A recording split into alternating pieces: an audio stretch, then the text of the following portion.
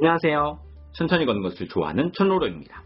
오늘도 저와 함께 구약 성경을 통해 하나님 나라의 백성이 가져야 할 믿음에 대해서 천천히 생각해 보도록 하겠습니다. 우선 지난 시간에는 요셉의 삶을 통해서 우리를 인도하시는 하나님에 대해 생각해 보았습니다.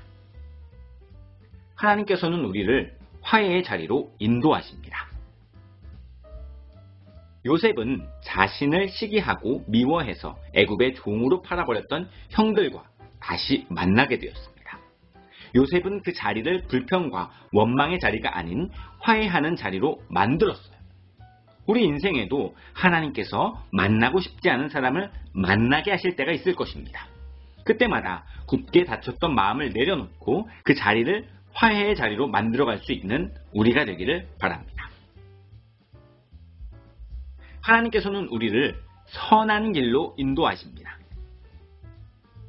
총리가 되기 이전 요셉의 삶은 종살이와 감옥살이였습니다. 하지만 요셉은 결국 애굽의 총리가 되었습니다. 어두운 길, 절망의 길이었지만 하나님께서 선한 길로 인도하신 것입니다. 하지만 애굽의 총리가 되어서 선한 길은 아니에요. 애굽의 총리로서 많은 사람들의 생명을 살릴 수 있었기 때문에 선한 길임을 잊지 않기를 바랍니다. 하나님께서 우리를 힘들어하는 이웃들에게로 인도하실 때가 있을 것입니다. 그때마다 그들에게 위로와 격려, 도움을 줄 수 있는 삶이 되기를 바랍니다. 하나님께서는 우리를 구원의 길로 인도하십니다.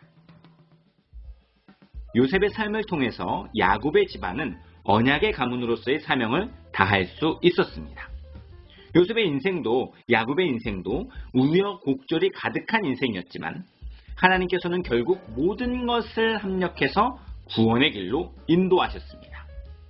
지금의 우리의 삶이 혼돈 가득한 인생일지라도 하나님께서는 반드시 우리를 구원의 길로 인도하신다는 것을 잊지 않고 오늘 주어진 믿음의 여정을 포기하지 않고 끝까지 걸어가는 우리가 되기를 바랍니다.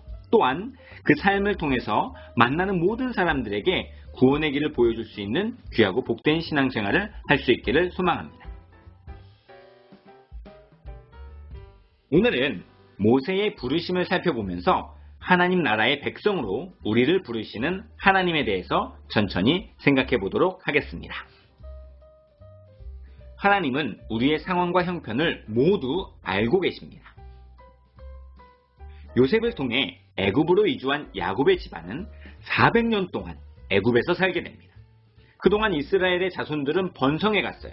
하지만 새로 즉위한 왕은 요셉을 기억하지 못하고 번성해가는 이스라엘 백성들을 두려워해서 중노동으로 억압하고 남자아이가 태어나면 죽이라는 명령까지 내립니다.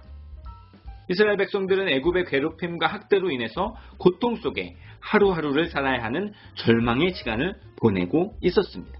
그때 하나님께서 말씀하십니다.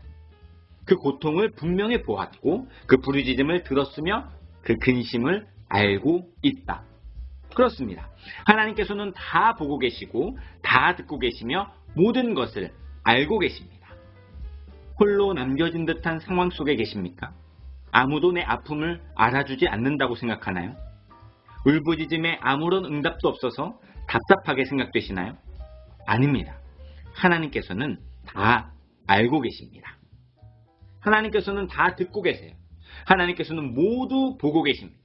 이 사실이 우리에게 위로와 격려가 되기를 바랍니다. 그것을 잊지 않는 것이 바로 신앙생활입니다. 하나님께서는 우리를 절대로 내버려 두시는 분이 아니라는 것을 깨닫는 것이 믿음이에요. 만약 이 믿음이 없다면 하나님은 우리를 부르시지 않을 것입니다. 하지만 어떤 상황과 환경 속에서도 하나님을 잊지 않고 버티고 견디는 하나님의 백성이 된다면 하나님께서는 하나님의 방법으로 그들을 부르시고 그들을 인도하실 것입니다. 하나님께서는 혼자 일하시는 것이 아니라 하나님의 백성들과 함께 일하십니다. 오늘 본문에서 하나님께서는 이스라엘의 고통과 근심, 아픔을 보시고 그들의 부르짖음을 들으셨기에 이제 애굽에서 이스라엘 백성들을 인도해 내겠다고 말씀하십니다. 물론 하나님께서 직접 나타나셔서 포악한 애굽왕을 벌하시고 성문을 저절로 열어 편하게 탈출할 수 있도록 하실 수도 있었을 것입니다. 하지만 하나님께서는 그렇게 하지 않으시고 한 사람을 택하시는데요. 오늘의 주인공 모세입니다. 하나님께서는 모세를 통해 이스라엘을 애굽에서 탈출시키실 것입니다. 그렇습니다. 하나님께서는 혼자 일하지 않으시고 우리와 함께 일하기를 원하십니다. 하나님을 잊지 않는 하나님의 백성은 어느 순간에 하나님의 부르심을 듣게 될 것입니다.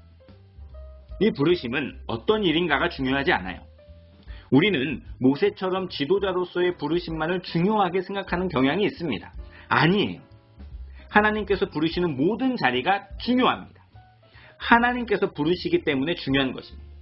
어떤 자리로의 부르심이든 하나님께서 함께 가자고 말씀하실 때에 아멘으로 순종할 수 있는 우리가 되기를 바랍니다.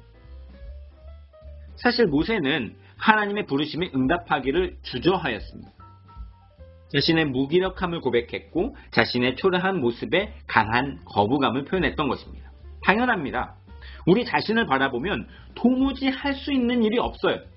그렇기 때문에 우리는 우리 자신을 바라볼 것이 아니라 우리를 부르신 하나님을 바라보아야 합니다. 우리와 반드시 함께 하겠다고 말씀하시는 하나님을 바라보시기를 바랍니다.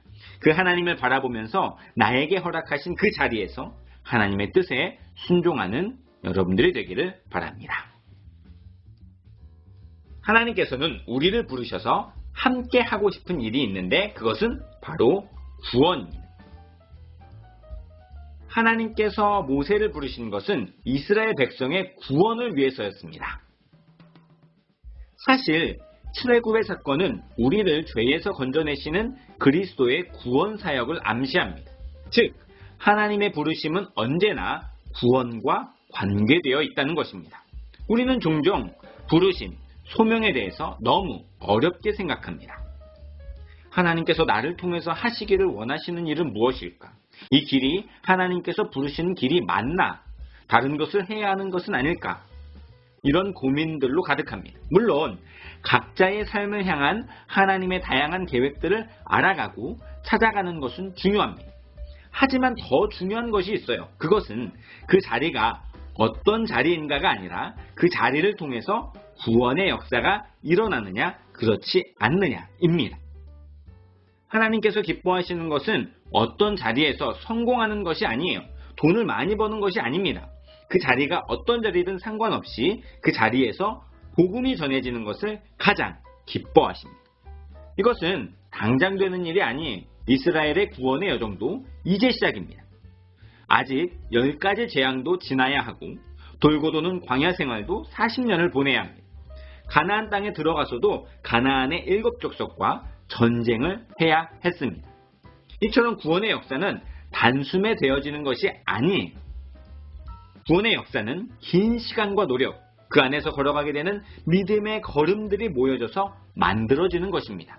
그렇기 때문에 우리는 하나님께서 부르신 각자의 자리에서 어떤 자리인지를 고민하는 데 인생을 허비하기보다는 나에게 주어진 자리에서 구원의 역사가 일어나도록 고민하는 삶이 되어야 할 것입니다. 오늘은 모세를 통해 하나님의 백성을 부르시는 하나님에 대해 생각해 보았습니다. 하나님은 우리의 모든 상황을 보고 계시고 신음소리를 듣고 계십니다. 모든 것을 아시는 주님이라는 것을 잊지 않고 버티고 견뎌내면 하나님께서 우리를 부르실 것입니다. 그 부르심에 나를 보고 환경을 보며 도망치는 것이 아니라 하나님을 바라보면서 순종하는 우리가 되기를 바랍니다. 그 순종의 자리는 어떤 자리인가가 중요하지 않습니다. 그 자리에서 무엇을 하느냐가 중요합니다. 우리를 부르신 이유는 구원의 역사를 이루시기 위함입니다. 부르신 그 자리에서 복음을 전하는 귀하고 복된 삶이 되기를 주님의 이름으로 간절히 소망합니다. 지금까지 천천히 걷는 것을 좋아하는 전로로였습니다.